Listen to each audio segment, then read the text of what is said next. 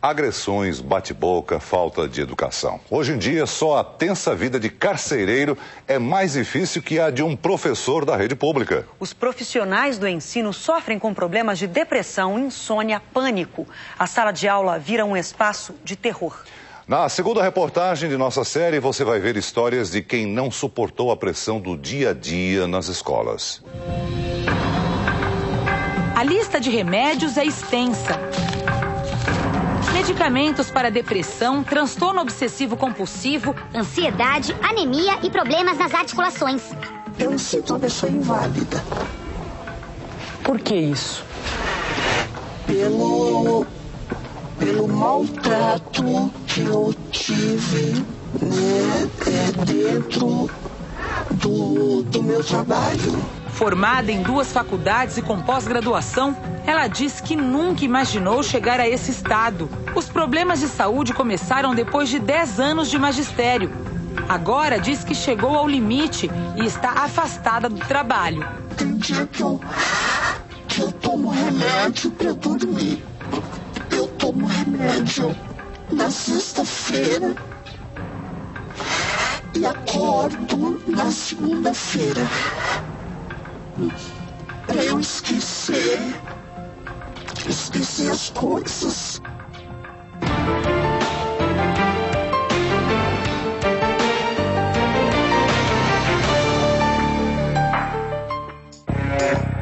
Salário curto, jornada longa e o pior, indisciplina e violência dentro da escola. Nessas imagens, um aluno que foi expulso tenta voltar às aulas. Ele enfrenta o vice-diretor com gritos, palavrões e ameaças.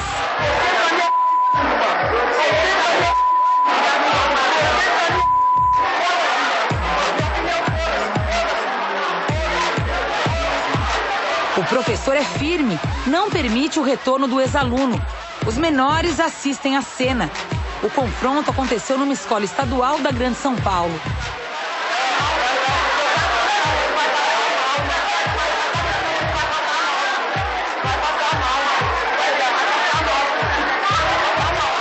Além do desrespeito, os professores ainda se queixam da desvalorização profissional e da falta de apoio.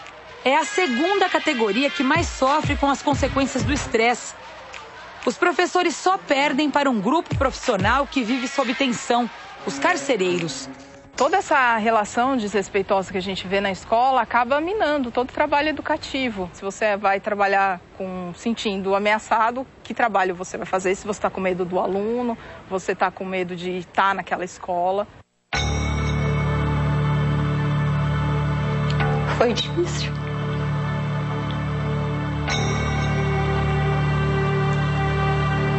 Foi uma passagem difícil na minha vida. Olga tentou de tudo para continuar na sala de aula. Sofria com as discussões, indisciplina, falta de estrutura. Eu já levantava de manhã, eu falei, meu Deus, eu tenho que entrar na sala de aula, eu sou forte, eu vou conseguir.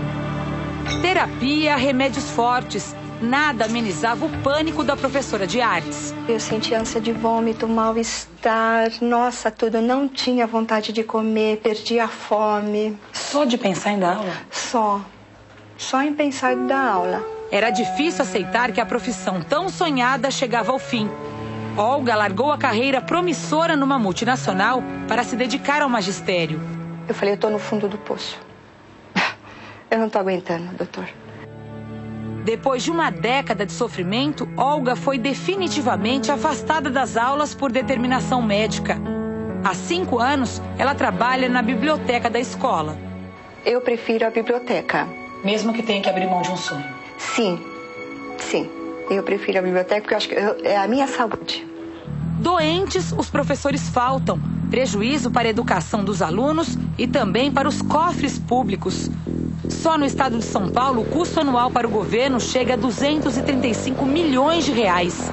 Tem uma síndrome, a síndrome de pânico, por exemplo, é altíssima aí, né, na nossa categoria, né? Ao ponto do professor entrar e dizer, eu não quero ver a sala de aula.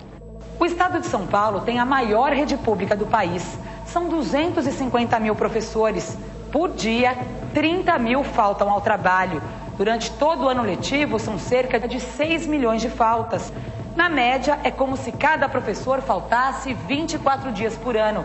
Ou seja, é praticamente um mês inteiro sem o professor titular na sala de aula. A professora foi para a escola doente. Daí ela pegou e passou mal e foi embora. E aí, como que fica a classe? Nós fica com o substituto. Os professores faltam bastante. Já no segundo dia de aula já houve falta de professores aqui na escola. O teu filho? O meu filho. O que você achou disso? É um absurdo, o segundo dia de aula. Quarta-feira eles já emendam quinta e sexta-feira. E o aluno? Fica em casa. Eles não aprendem nada. Aí você que tem que ensinar a criança em casa, porque ela não aprende aqui. Todo mundo junto comigo, ó. Lá vem o jacaré, o elefante. Um instrumento é fundamental, a voz. Sem ela, o professor não pode ensinar. Tic-tac. De cada 10 professores, 6 sofrem de disfonia, a perda da voz. Ou 3 por 502. É a mesma coisa. O ambiente não tem tratamento acústico, as turmas numerosas. E são horas e horas em mais de um emprego falando o tempo todo. Não há voz que resista. Como é que eu tenho que sair da sala? Os professores chegam aqui com a voz já bastante comprometida, muitas vezes. Né? Eles chegam roucos, uma condição gástrica alterada, então, por conta de refluxo, não tem tempo de comer, a alimentação é muito rápida, os aspectos alérgicos. Eu já estava fazendo mímica com as crianças, né? Então, segunda, terça, quarta, já estava um restinho, na quinta eu já estava assim, gente, não tem voz. Hoje Gisele brinca. Ela mostra como ficava a voz quase toda semana. 2 cirurgias depois e sessões de fonoterapia semanais amenizaram o problema.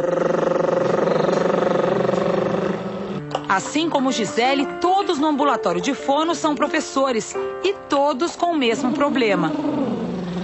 A Lina também precisou operar.